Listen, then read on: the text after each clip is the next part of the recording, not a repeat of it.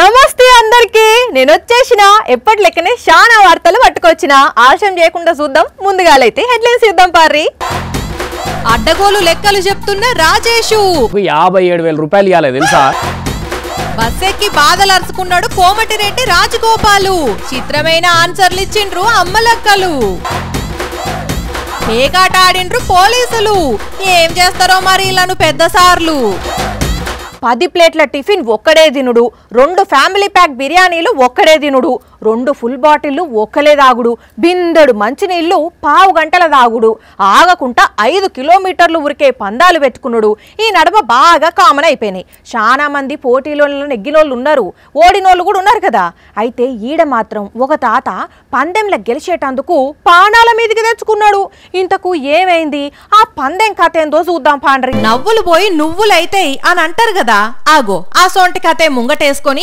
ప్రాణాల మీదకి తెచ్చుకున్నాడు కర్నూలు జిల్లా వెల్దుర్తి మండలం బోగోలులో ఉండే ఇగో ఈ వెంకటస్వామి తాత ఆగో ముసలాయన ఏమో చిన్నగా నడుస్తున్నాడు కండ్ల నిండా నీళ్లు గమ్మినాయి నోరు తెరవలేకపోతున్నాడు నడుములు పట్టుకొని వస్తున్నారు అసలు ఏంది ఏ పందెంలో పాల్గొన్నాడు అంటే బతికున్న చేపను మింగే పందెంలో పాల్గొన్నాడట అయితే ఆ చాప జర్రంత హుషారుండేసరికి మింగక ముందే నోట్ల గురికేసరికి నడుమిట్ల గొంతులు ఇరుక్కొని ఎంత కథ అయ్యింది చాలా మంది ఎన్ని ప్రయత్నాలు చేసినా రాకుండా ఉండేసరికి దవాఖానకు తీసుకొస్తే అటు ఇటు చేసి బయటకు తీసి కక్కిచ్చిండ్రు కక్కు తాత కక్కు బయటకు వస్తుంది పాపురే చూసినారుల్లా ఎంత పెద్ద శాప గొంతులు ఇరికిందో దగ్గర పావు కిలోకి ఎక్కువనే ఉన్నది అదృష్టం మంచిగుండి ప్రాణాలతోని బయటపడ్డాడు కానీ అవు తాత నువ్వు ఈ ఏజ్ లో శాపలు మింగే పందెంలో పాల్గొంటావా ఏదో అదృష్టం మంచిగుండి దవాఖానకు దబ్బును వచ్చుడుతోటే సరిపోయింది గాని లేకుంటే ఎంత తిప్పలుండు అసలు ఈ పోటీల పాల్గొనమని చెప్పింది ఎవరు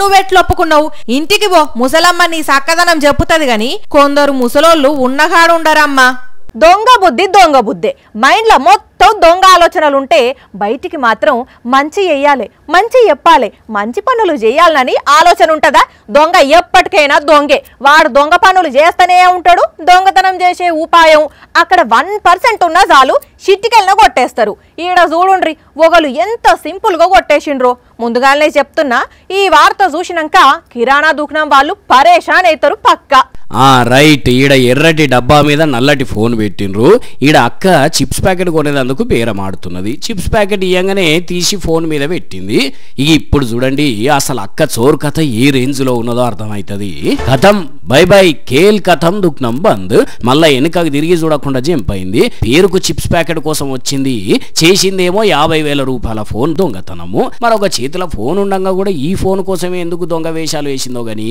ఎవ్వరు చూస్తలేరని నష్కెలు కొట్టి చిటికెల ఫోన్ కొట్టేసింది కాకపోతే సీసీ కెమెరాల రికార్డ్ అయ్యి జద్దిసుకున్నది ఇప్పుడు చూడబోతుంటే అక్కడనే ఎన్నో పక్క గల్లీలు ఉండేటం లెక్కనే కొడుతున్నది హన్మకొండ KLN రెడ్డి ఏరియాలో జరిగింది ఇది అవు కిరాణం దుఃఖనమన్న లక్షల రూపాయల బేరం చేసుకుంటా ఫోన్ ఎక్కడ దాచుకోవాలని తెలియదా అని అందరూ మంచి కస్టమర్లే వస్తారనుకుంటున్నాం ఏంది ఈ ముచ్చటి ఇట్లుంటే కామారెడ్డి జిల్లా పిట్లంలో చూడండి దొంగ మొక్కలన దోషడు కారం కొట్టగదరా గోషిగల్లారా చూసిన రానుల్లా సింపుల్ గా ఇంట్లో జొర్రబడ్డారు 2 నిమిషాల సర్దుకపోయినరు బంగారము వెండి వస్తువులే ఎక్కువ ఉన్నాయట మరి ఇంత ఖచ్చితంగా వచ్చి వాటినే తీసుకుపోయినరు అంటే ఈ ఇంటోళ్ళకు తెలిసిన వాళ్ళేనో లేకుంటే నిజంగానే దొంగలేనో గాని పబ్లిక్ మీరైతే పండగ పూట జరా సొమ్ము పైలంగా దాచుకోండి జాగ్రత్త పోలీసుల డ్యూటీ ఏంది పబ్లిక్ ప్రాణాలను కాపాడడం వాళ్లకు రక్షణ కల్పించడం దొంగలను పట్టుకోవడం అసలు దొంగతనాలే జరగకుండా చూడడం అట్లనే ఎవరన్నా దొంగ మందు పట్టుకొస్తే పసిగట్టి పట్టుకొని పోలీస్ స్టేషన్లో వేయడం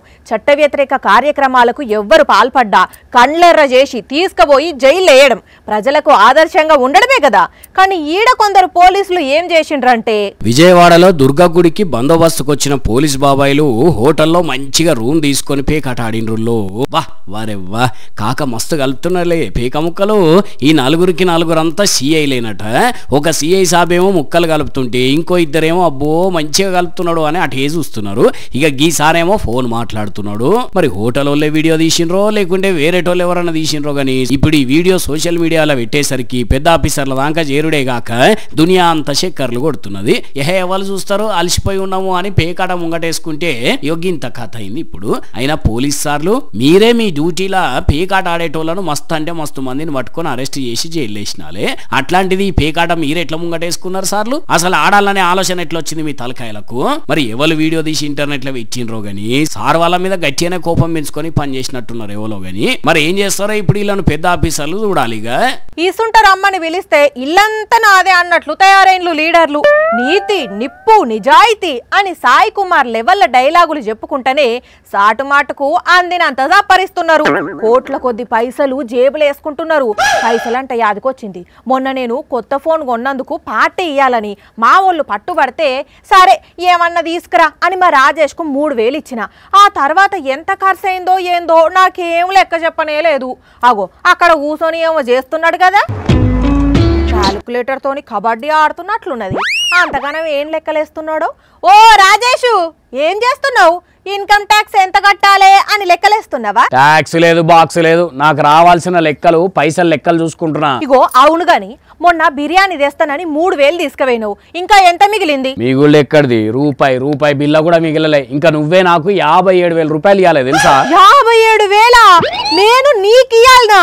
అదేం లెక్క? ఇగో మొత్తం రాసుకున్న లెక్క చెప్తాను. కేకు, బిర్యానీ, కూల్ డ్రింకులు, ఐస్ క్రీమ్ మొత్తం కలిపి 60,000 రూపాయలు అయింది.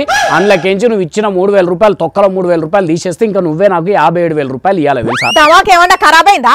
5 మనుషులకు 60,000 ఖర్చు అవుతుందా? అరే ఎందుకు కాదా, బరాబర్ అవుతుంది. ఎట్లయితది లెక్క చెప్పు. ఇగో ఇప్పుడు 5గురికి ఒక్కొక్కరికి బిర్యానీకి 600 రూపాయలు అయినాయి, అంటే మొత్తం 30,000. 5గురికి ఒక్కొక్కరికి బిర్యానీకి 600 రూపాయలు అయినాయి, అంటే మొత్తం 30,000 రూపాయలు ఇన్ని అయిపోయినాయి కదా.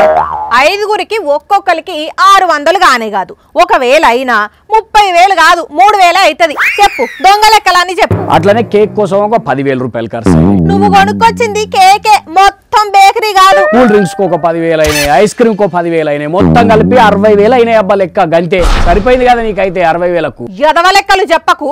పాకిస్తాన్ లో కూడా ఇంత గణం లేవు రేట్లు. ఎవరికన్నా చెప్తే నవ్వుతారు. నవ్వినా ఏడిచినా ఇదే లెక్క. మిగిలిన 57,000 రూపాయలు ఎప్పుడు ఇస్తో చెప్పు ముందుగా. ఏంది ఇచ్చేది తోకమట్ట? దేశంలోనే లేని లెక్కలేసుకొచ్చి నా దగ్గర పైసలు దొబ్బుదామని చూస్తున్నావా? హలో దేశం సంగతి అటు ఉంచు. ఆ తెలుగుదేశం లీడర్లు వేసుకున్న రేట్లు ఇట్లనే ఉన్నాయి. మరి ఇట్లనే అంటే ఎట్లా? మొన్న అక్కడ బుడమేరుకు వరద వచ్చింది కదా, పాపం జనాల ఆగమైపోతున్నారు. తిండి తిప్పలు లేక మస్తు గోసపడుతున్నారు.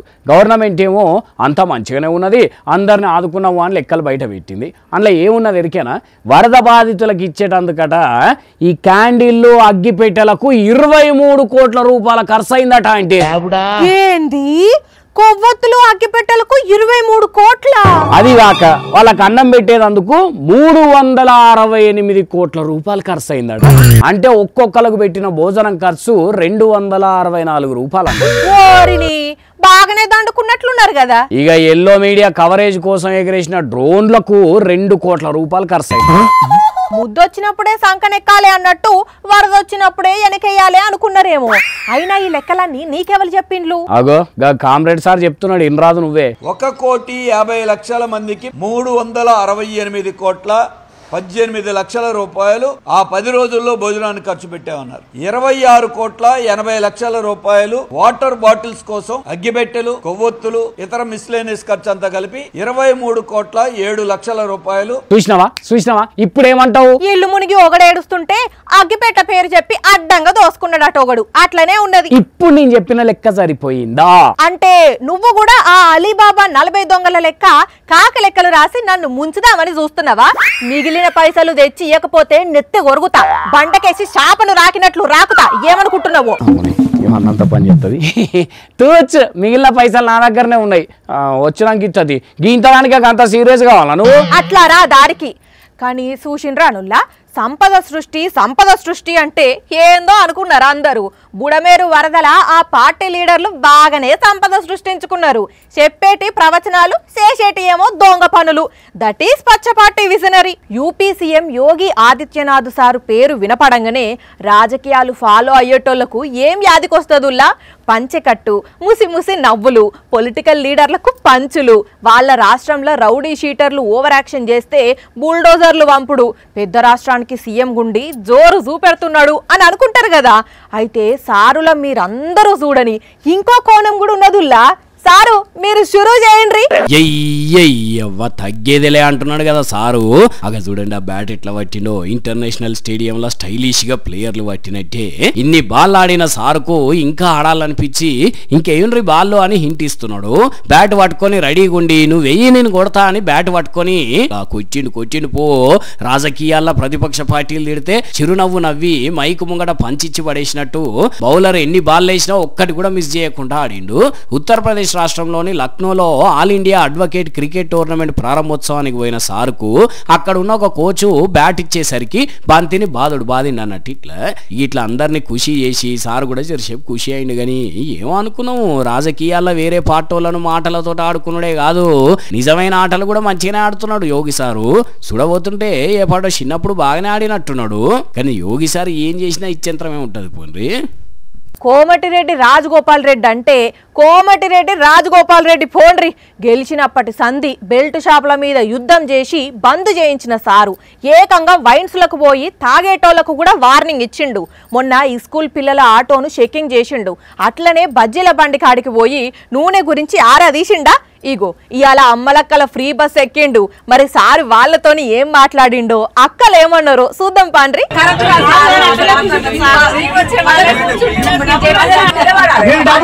విన్న రానుల్లా సార్తోనే అమ్మలక్కలు ఏమంటున్నారో. పాపం మొగోళ్ళు టికెట్ తీసుకొని నిలబడుతున్నారు. టికెట్ తీసుకొని మేమేమో మంచిగా సీట్లలో కూర్చొని పోతున్నాము, మాకు కూడా న్యాయం అనిపిస్తలేదు అని అంటే ఇదేంది ఇట్లా అంటున్నారు అనుకున్న సారు కండక్టర్ దగ్గర నిలబడ్డ అమ్మలక్కల దగ్గరికి పోయి